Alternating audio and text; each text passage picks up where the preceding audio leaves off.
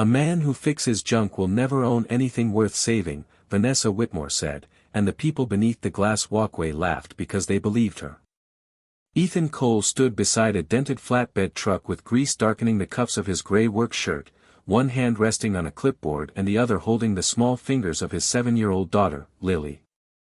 40 feet above them, Vanessa watched from the enclosed executive bridge that crossed the center of Whitmore Industrial's assembly hall, her white suit untouched by the dust rising from the machines marked for disposal. Ethan had come to buy 12 obsolete control units, 3 damaged milling heads, and a stripped thermal recovery module the company valued at less than scrap. To Vanessa, the lot was metal waiting to be crushed. To Ethan, it was something else. Lily stood close enough that her shoulder touched his arm, a yellow pencil tucked behind one ear and a small brass gear hidden inside the clear pocket of her school binder. She had been coloring while the paperwork was prepared, but the laughter made her stop. Ethan noticed. He did not look up at Vanessa. He did not defend the rusted truck, the worn boots, or the 2-room repair shop that paid their mortgage one rebuilt motor at a time. He simply lowered his voice and asked Lily whether she had finished her math worksheet. She nodded, though her eyes remained on the executives above. A floor supervisor slid the transfer form across a rolling steel table. Every machine had been listed by serial number except the thermal module, which carried a red label stamped scrap, 0 resale value. Ethan read the line twice. Then he walked toward the module. It sat beneath a canvas cover near base 6, 32 feet long, boxed in by cracked housings and cable trays scheduled for recycling. When Ethan lifted the corner of the cover, dust rolled across his knuckles, revealing a faded manufacturer's plate and 4 empty rivet holes where a second plate had once been attached. He leaned closer. Someone had ground away the original serial code, but not carefully enough. 3 characters remained beneath the scoring. Ethan recognized them. Years earlier. Before Lily learned to read and before hospital bills turned every month into a calculation, he had seen those same characters on a prototype drawing locked inside an upstairs engineering archive. That drawing had carried his signature. The supervisor asked whether there was a problem. Ethan let the canvas fall back into place. "No," he said. "Load this one last." Above him, Vanessa turned away, already bored with the man she had reduced to a joke. Ethan signed the form, folded Lily's worksheet into his jacket pocket, and watched the forklift move toward the machine everyone else wanted gone. He said nothing, but when the chains tightened, he saw silver scratches around the missing plate, and for the first time, his expression changed. 30 months later, Ethan Cole stood beneath a cold November sky outside the main gate of Whitmore Industrial while a court-appointed administrator read the final terms of the sale into a microphone that kept catching the wind. The factory behind him covered nearly 60 acres, with 6 production buildings, 2 rail spurs, a testing center, and an assembly hall large enough to hold 3 football fields beneath one roof. At its peak, analysts had valued the plant at $200 million. That morning, its name appeared on a distressed asset schedule beside unpaid loans, canceled contracts, and equipment liens no one in the old executive offices had believed would ever matter. Ethan wore the same gray work shirt he had worn the day he bought the discarded thermal module, though this one was newer and carried a small stitched emblem over the pocket. Second Line Systems. Lily stood beside him in a navy coat, 10 years old now, her hair tied back and the brass gear still clipped inside the clear pocket of her school binder. She had asked why he had not worn a suit. Ethan told her the factory would not care what he wore. Across the courtyard, former supervisors, lenders, union representatives, and reporters waited behind a temporary metal barrier. Some recognized him. Most were still trying to understand how the quiet repairman who had once loaded scrap onto a dented truck had become the controlling buyer of one of the largest manufacturing properties in the state. The administrator adjusted his glasses, turned the final page, and announced that the creditors had accepted Ethan's acquisition group. No applause followed. The silence was too complete for that. Near the entrance to the executive building, Vanessa Whitmore stood with both hands inside the pockets of a charcoal coat. There was no glass walkway above her now, no circle of managers waiting to laugh at the correct moment. Her company badge had been deactivated 3 days earlier. When the administrator handed Ethan a narrow envelope containing the temporary access credentials, Vanessa looked toward him, then toward Lily, and something in her face tightened with recognition. Ethan did not smile. He did not remind her of the loading bay or the red scrap label or the sentence that had once traveled through the assembly hall at his expense. He simply thanked the administrator and placed the envelope inside his jacket. Lily looked up at the factory windows and asked whether all of it belonged to them. Ethan studied the dark production floor beyond the glass. "Not yet," he said. "First we have to make it work again." 30 months earlier, when the flatbed truck left Whitmore Industrial carrying the machine no one wanted, Ethan had possessed $1,200 in his business account, 2 overdue invoices, and no reason to believe the road ahead would lead him back through those gates. What he did have was a damaged serial code, a memory he had spent years trying to bury, and a growing certainty that the machine beneath the canvas had not been discarded because it failed. Ethan had not entered Whitmore Industrial for the first time as a scrap buyer. 9 years earlier, he had walked through the employee entrance before sunrise with a new security badge, a pressed blue shirt, and a mechanical engineering degree folded inside a cardboard portfolio because he had not yet learned that large companies preferred confidence to evidence. He was 26 then, newly married, and certain that careful work would always be recognized eventually. Whitmore assigned him to the Advanced Thermal Systems group on the 4th floor, where the windows looked down over the same assembly hall that would later treat him like a stranger. His job was to study how much heat the plant wasted during high-load production cycles and find a way to recover it without slowing the line. Most engineers began with software models.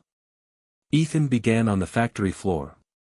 He spent weeks measuring pipe temperatures, listening to pump vibration, and talking with maintenance crews whose names rarely appeared in executive reports. Raymond Brooks, then the senior mechanic for Bay 6, showed him which pressure gauges lied in winter and which motors ran hotter after midnight. Together, they discovered that the plant was losing enough energy each month to power several hundred homes. Ethan designed a modular recovery system that redirected excess heat through a passive exchange chamber, reducing strain on the primary cooling network while lowering electricity use. The first prototype worked better than expected. During a 72-hour test, energy consumption dropped by 18%, equipment temperature remained stable, and production increased without adding a single worker or machine. Ethan signed the test summary and sent it through the required approval chain. 3 days later, Grant Mercer asked him to come upstairs. Grant was not yet chief financial officer, but he already spoke with the measured patience of a man who believed every conversation had a price. He praised the design, questioned the projected savings, and suggested Ethan revise the report before the board reviewed it. Ethan refused to remove the test data. A week later, the project was placed under financial reassessment. 2 weeks after that, Ethan lost access to the engineering archive. Grant explained that the company was reorganizing sensitive development work. Ethan noticed something else. The prototype inventory number no longer appeared in the system. He printed his original drawings, signed and dated each page, and locked one copy in his desk.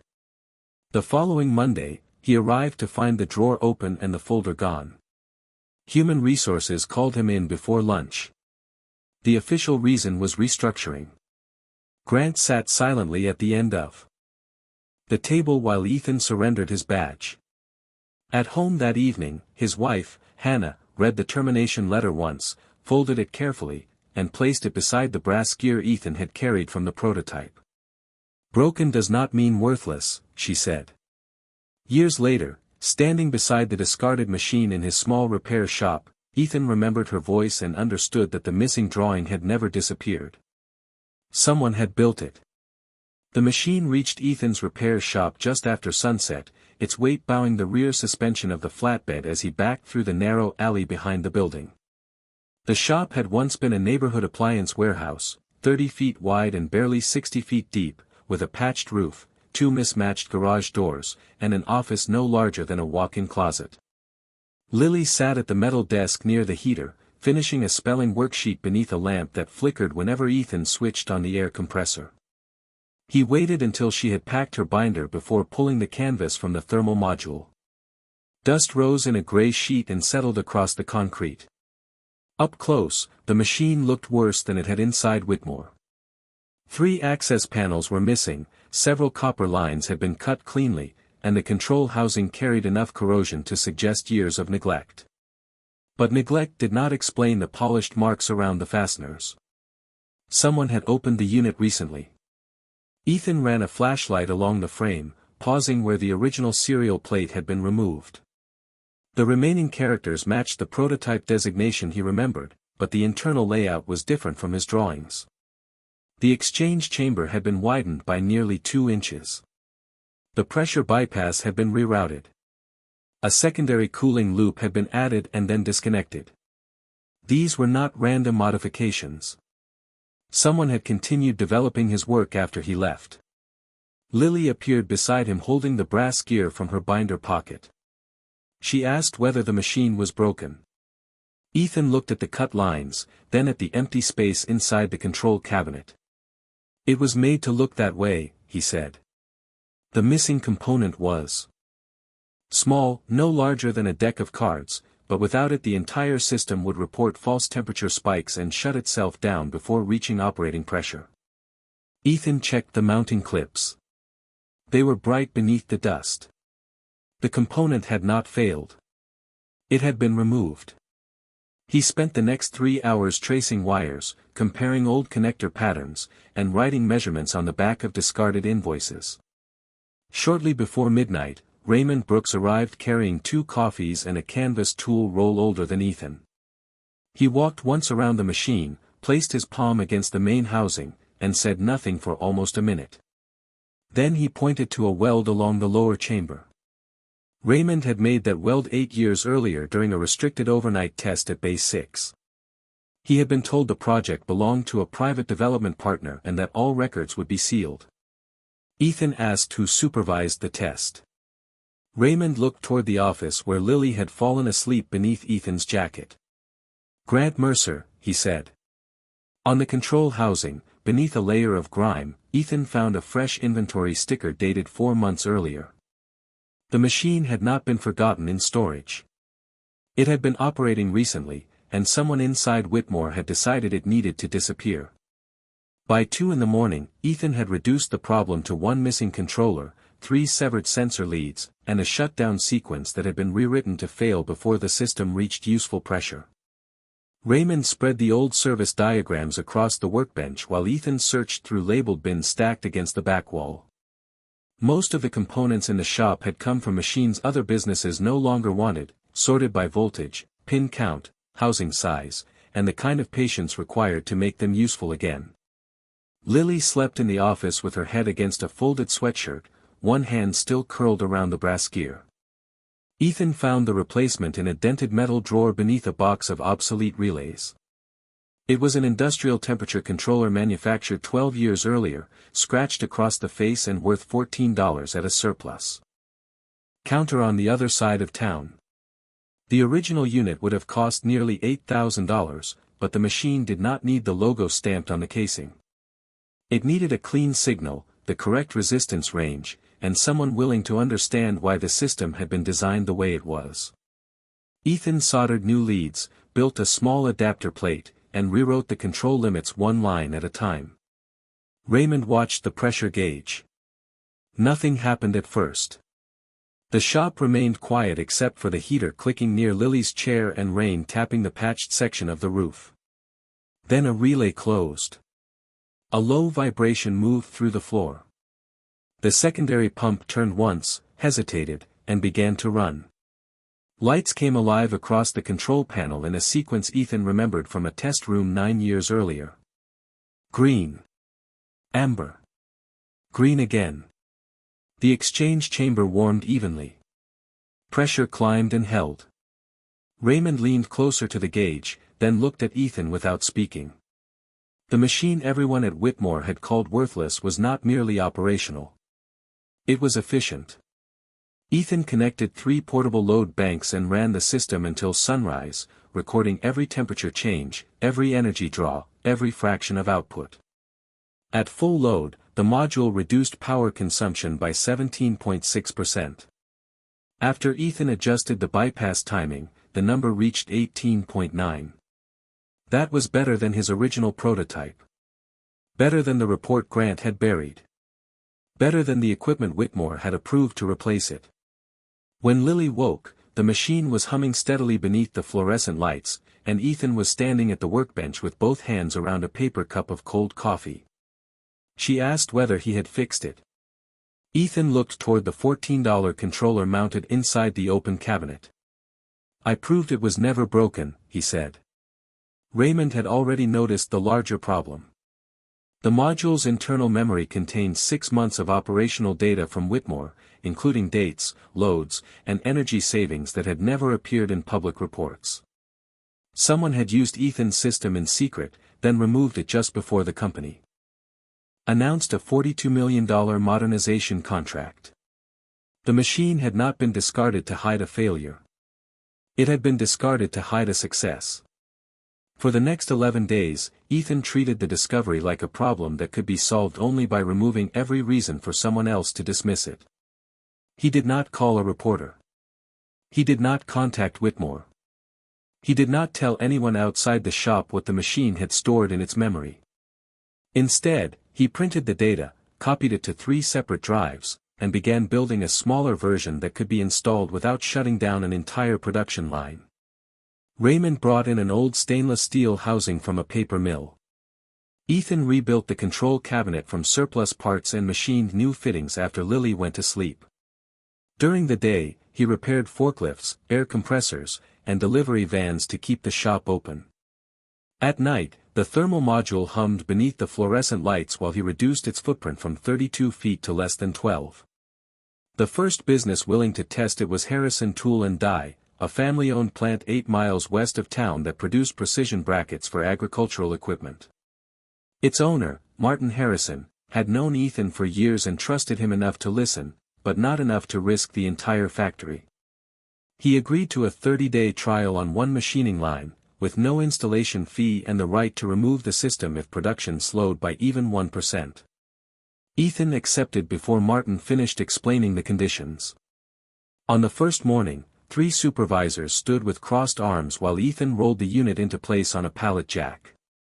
Lily sat in the break room with a coloring book because school had closed for a teacher workday.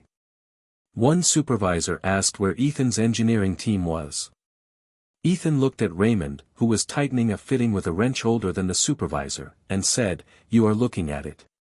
The first week produced nothing dramatic. The line ran. The meters turned. The workers stopped watching. By the second week, the night manager noticed the cooling pumps were cycling less often. By the third, Martin called Ethan before sunrise and asked him to come in. The plant's energy use had dropped 16% while output had increased slightly because the machines were holding a more stable temperature. At the end of 30 days, the savings were large enough to cover the system's projected cost in under 14 months. Martin signed a contract for 4 more units at the same folding table where Ethan had eaten lunch during installation. The check was not enough to make him rich. It was enough to pay the overdue invoices, replace the leaking section of the shop roof, and hire 2 mechanics who had lost their jobs during Whitmore's latest round of cuts. Lily drew the company logo on the back of a shipping box, 2 gray lines forming a gear around a small green flame. Ethan kept it. He registered the business as Second Line Systems because everything in the shop had already been given up on once. 3 months later, a larger manufacturer requested a proposal after hearing about Harrison's energy savings. The company produced transmission components across 4 states and had recently delayed a major equipment order from Whitmore Industrial. When Ethan read the name on the request, he sat very still. It was Whitmore's largest independent customer. The proposal never reached Whitmore Industrial, but the decision did. Within 2 weeks, Second Line Systems had been invited to retrofit the first of 6 plants owned by Dalton Transmission Group, a contract large enough to move Ethan's company out of the old warehouse and into a leased fabrication building with 3 loading bays, a clean test room, and enough floor space for Lily to ride her bicycle between finished units after school. Ethan did not celebrate until the first payment cleared. Even then, he bought new safety lights for the shop before replacing his truck. The Dalton contract changed more than the company's address. It gave second-line real production data, national visibility, and a customer Whitmore could not afford to lose. Vanessa Whitmore arrived on a Thursday afternoon without calling ahead. Her black sedan stopped beside a row of delivery vans, and she stepped into the building wearing a dark navy coat that looked untouched by the freezing rain outside. Grant Mercer followed her carrying a leather folder. Ethan was calibrating a pressure valve when the receptionist told him who was waiting. He wiped his hands on a shop towel, asked Raymond to finish the test, and walked into the small conference room overlooking the fabrication floor.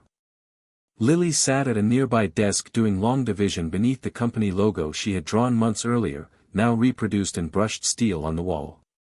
Vanessa noticed it before she sat down. She also noticed the rows of completed units, the shipping labels addressed to Dalton facilities, and the workers moving with the quiet rhythm of people who knew exactly what came next. Grant opened the folder and placed a contract on the table. The offer was larger than anything Ethan had ever seen attached to his name. Whitmore would acquire Second Line Systems, retain Ethan as Vice President of Thermal Innovation, and pay him enough to clear every debt he carried. The final pages transferred all patents, operating data, and future designs to Whitmore without restriction. Vanessa spoke as though the decision had already been made. She said Ethan had built an impressive small operation, but scaling industrial technology required capital, legal protection, and access he did not possess. Ethan read every page. He did not mention the missing prototype records or the 6 months of hidden operating data. He simply closed the contract and pushed it back across the table. Vanessa's expression changed by less than an inch. Grant asked which term needed adjustment. Ethan said the terms were clear. He was declining them. Vanessa looked through the glass at Lily, then back at Ethan. "You are turning down more money than this business may ever earn," she said. Ethan placed the $14 controller on the table between them. He had kept it after replacing the temporary unit with a certified production model. "That depends on who decides what something is worth," he said. Grant stared at the controller too long.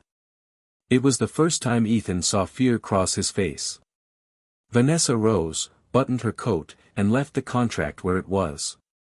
Grant collected it before following her, but not before glancing toward the locked cabinet in Ethan's office.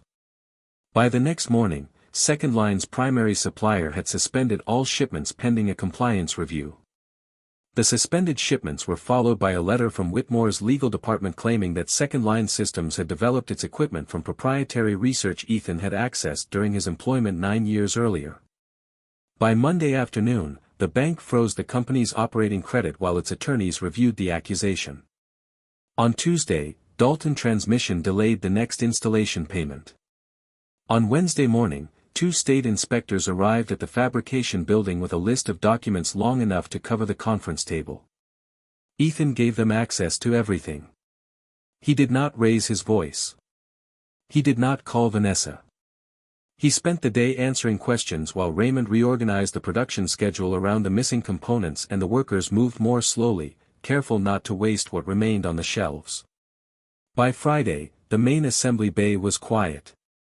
Half-finished units sat beneath white covers, and the shipping area held empty pallets where control cabinets should have been. Ethan stayed after everyone left, checking invoices against the balance in the company account. Payroll was due in 6 days. The lease was due in 9. His house had secured the original business loan, which meant the distance between losing the company and losing Lily's bedroom had become one thin column of numbers on a screen. Snow began falling shortly after 7, soft at first, then thick enough to erase the tire marks outside the loading bays.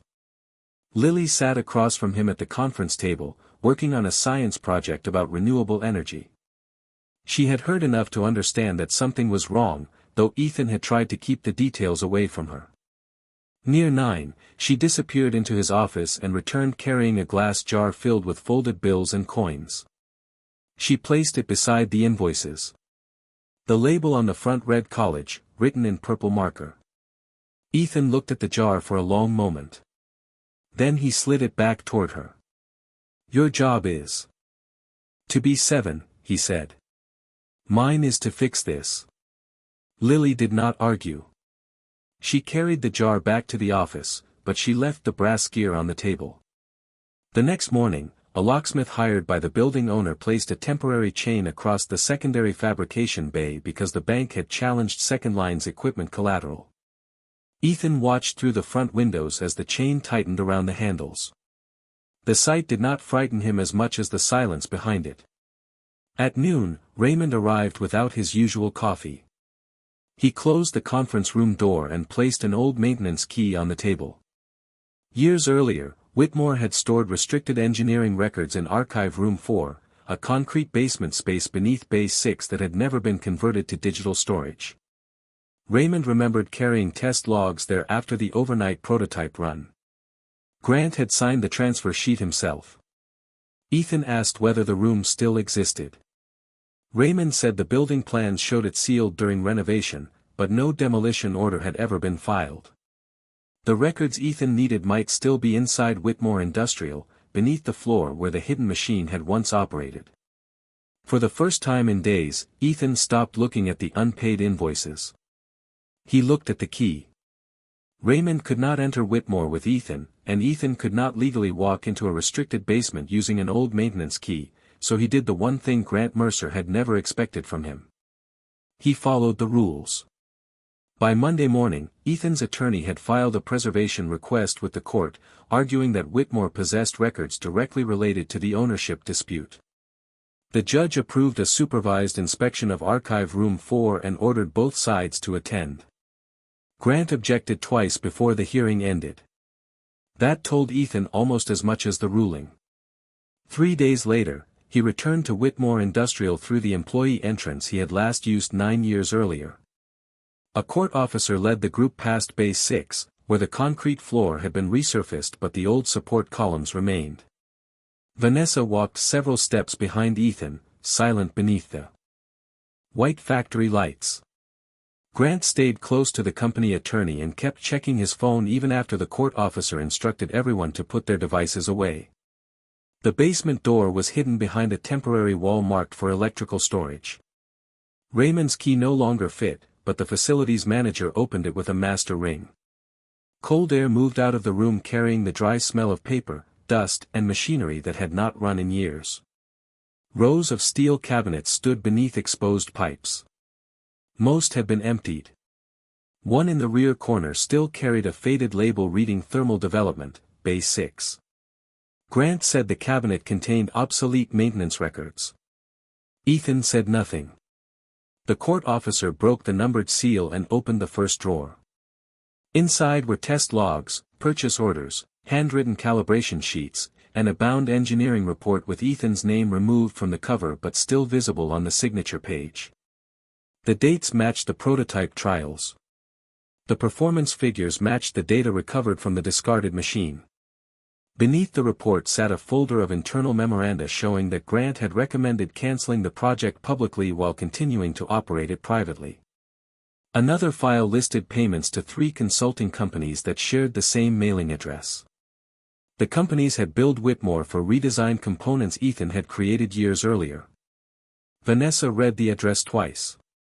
It belonged to a private office suite leased by Grant's brother-in-law. The room became quiet, but Ethan kept searching. In the bottom drawer, he found the document that changed the case entirely, a transfer authorization signed by Grant 4 months earlier, ordering the prototype removed from production, stripped of identifying plates, and sold with general scrap. Attached to it was a financial projection showing that Whitmore's $42 million modernization contract would have been unnecessary if Ethan's system remained in use. Vanessa lowered the page slowly. She asked Grant why she had never seen it. Grant began explaining cost classifications, confidential vendors, and executive timing. His words filled the basement. Without answering anything, Ethan placed one final sheet on the cabinet. It was the original 72-hour test report, complete with his signature, Raymond's verification, and an approval line bearing Vanessa's father's initials. The technology had never belonged to Grant. The savings had never been uncertain. And Whitmore had not merely hidden Ethan's work.